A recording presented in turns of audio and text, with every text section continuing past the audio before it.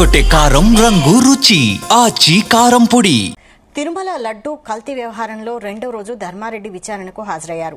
ఆయనపై SIT DIG Murali Lamba ప్రశ్నల వర్షం కురిపించినట్లు తెలుస్తోంది. కొన్ని ప్రశ్నలకు సమాధానాలు ఇవ్వగా మరికొన్నింటికి దాటవేసినట్లు తెలుస్తోంది. అప్పటి టీటీడీ బోర్డు నిర్ణయం మేరకే తాను వ్యవహరించినట్లు ధర్మారెడ్డి తెలిపినట్లు సమాచారం. భోలేబాబా డైరీ నుంచి 68.17 కిలోల కల్తీ నెయ్యిని టీటీడీ సరఫరా చేసి 25.53 కోట్లు సంపాదించినట్లు ధర్మారెడ్డి తెలిపినట్లు తెలుస్తోంది. ఈ కేసులో A5గా ఉన్న అపూర్వ చావడి అల్లుడు కరీముల్లా కోసం సిట్ బృందాలు గాలింపు చేస్తున్నాయి. కరీముల్లా దొరికితే మరిన్ని వివరాలు వెల్లడయ్యే అవకాశం ఉంది. దీనిపై మరిన్ని డీటెయిల్స్ మా ప్రతినిధి నరేష్ అందిస్తారు. నరేష్. నిన్న ఈరోజు 2 రోజులుగా మాజీ అదనపు ఈవోగా ఉన్నటువంటి ధర్మారెడ్డిని అయితే మాత్రం సిట్టు బృందం అయితే విచారించింది. దీనికి సంబంధించి కూడా అప్పట్లో ఉన్నటువంటి జరిగినటువంటి ఒక లడ్డు విషయంలో నెయ్యి కల్తీ విషయం పరంగా అయితే మాత్రం వైసీపీ ప్రభుత్వంలో తనే అదనపు ఈవోగా కూడా పనిచేసినటువంటి వైనవులు తనను కూడా 2 రోజులు విచారణ చేయడానికి అయితే మాత్రం తిరుపతిలో ఉన్నటువంటి కార్యాలయానికి అయితే తీసుకొచ్చారు.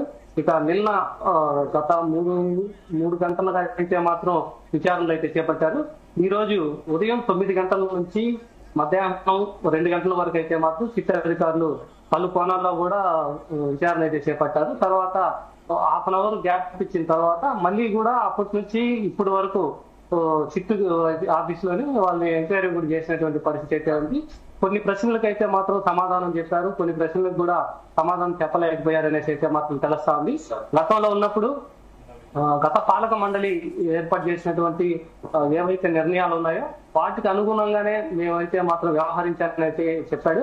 ఇక గతంలో చూసుకుంటే మాత్రం భోలేబాబా డైరీ ప్రధానంగా అది మాత్రం వస్తుంది. దాని నుంచి 68.1 లక్షల లీటర్లు నెయ్యినైతే మాత్రం ఇక్కడికి తీసుకురావడం అయితే జరిగిందనేది అయితే వెల్లడించారు. దీంతో పాటుగా 258.8 కోట్లు టీటీడీ నుంచి అయితే మాత్రం భోలేబాబా డైరీకి అయితే తరలించినట్టుగా కూడా తెలుసుకున్నారు. మరి ఒక విషయం ఏంటంటే దీంతో పాటుగా ధర్మారెడ్డితో పాటుగా భోలేబాబా డైరెక్టర్లు కూడా ఇద్దరినైతే మాత్రం వాళ్ళతో పాటుగా కలిసి ఒక విచారణ కూడా చేపట్టారు. విచారణ చేపట్టినప్పుడు గతంలో వైసీపీ ప్రభుత్వంలో జరిగినటువంటి అవకతవకల పైన ఈ టెండర్ల ప్రక్రియ ఎలా ఉంది, మార్కెటింగ్ సంబంధించినటువంటి ప్రక్రియ ఎలా చేశారు, వీరికి టెండర్లు ఇచ్చినప్పటి నుంచి ఏ విధి విధానాల పైన అయితే మాత్రం వీళ్ళకి ఇచ్చారు అన్న కోణంలో కూడా ధర్మారెడ్డిని అయితే అడిగారు. ధర్మారెడ్డికి సంబంధించి అయితే మాత్రం అప్పట్లో బోర్డు నిర్ణయాలు మాత్రమే నేను వ్యవహరించాను, వాళ్ళ ఆమోదం చేసినటువంటి వాటిపైన మాత్రమే నేను సంతకాలు కూడా పెట్టాననేసి అయితే మాత్రం తను చెప్పారు.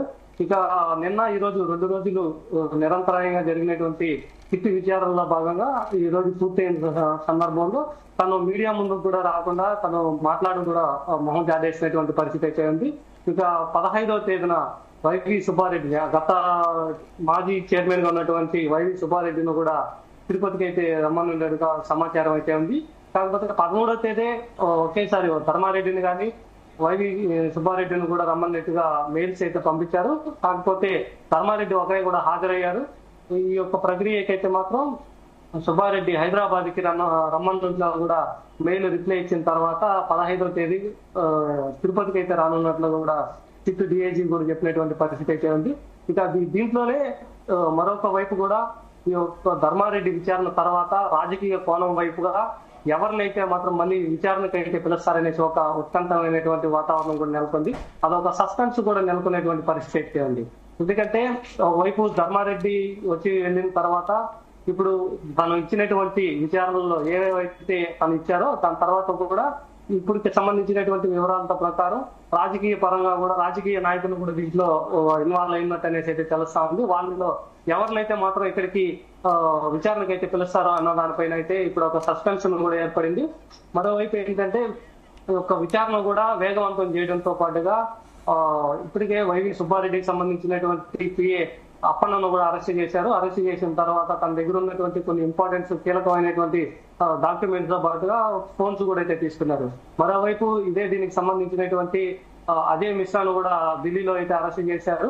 అదే మిశ్రా అయితే మాత్రం దీనికి నెయ్యికి సంబంధించినటువంటి, అది నెయ్యి కాకుండా పామ్ ఆయిల్ లో రసాయనాలు కలిపి దాన్ని నెయ్యిగా కూడా చిత్రీకరించడానికి బోలే బాబా డైరీకి అయితే మాత్రం ఇవి సరఫరా చేస్తున్నట్టు కూడా తేల్చినటువంటి సిట్ అయితే మాత్రం అప్పుడు ఒక తమిళనాడుకు దిండిగల్కి సంబంధించినటువంటి ఏఆర్ డైరీ, వైష్ణవి డైరీ, అలాగే ఉత్తరప్రదేశ్ సంబంధించినటువంటి బోలే బాబా డైరీకి కూడా కాంట్రాక్ట్లు ఇచ్చినప్పుడు ఎవరైతే దీనికి మార్కెటింగ్ హెడ్ గా ఉన్నారు, అలాగే బోర్డు సభ్యులు కానీ ఎవరెవరు దీనికి ఆమోదం తెలిపారు. అప్పుడు అదనపు ఈవోగా మొత్తం బాధ్యతలు స్వీకరించి టీటీడీకి సంబంధించినటువంటి లావాదేవీలన్నీ కూడా ధర్మారెడ్డి వ్యవహరించారన్న కారణంతోనే ధర్మారెడ్డిని కూడా ఇక్కడికి పిలిపించారు. ఇక ధర్మారెడ్డికి సంబంధించినటువంటి ఆర్థిక లావాదేవీలు ఏవైతే ఉన్నాయో అప్పటి నుంచి ఇప్పటి వరకు బ్యాంకుకి సంబంధించింది కానీ ఇంకా ఆస్తుల వివరాలు కూడా వీటినన్నింటినీ కూడా వెలికి తీయడానికి అయితే సిట్ బృందం అయితే ప్రశ్నలు అయితే చేపించినట్టుగా తెలుస్తా ఉంది.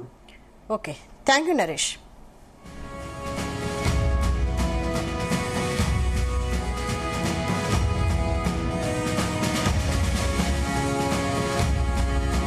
గుమగుమల వంటలే వంటలే తెరకొట్టే కారం రంగు రుచి ఆచి కారం పొడి.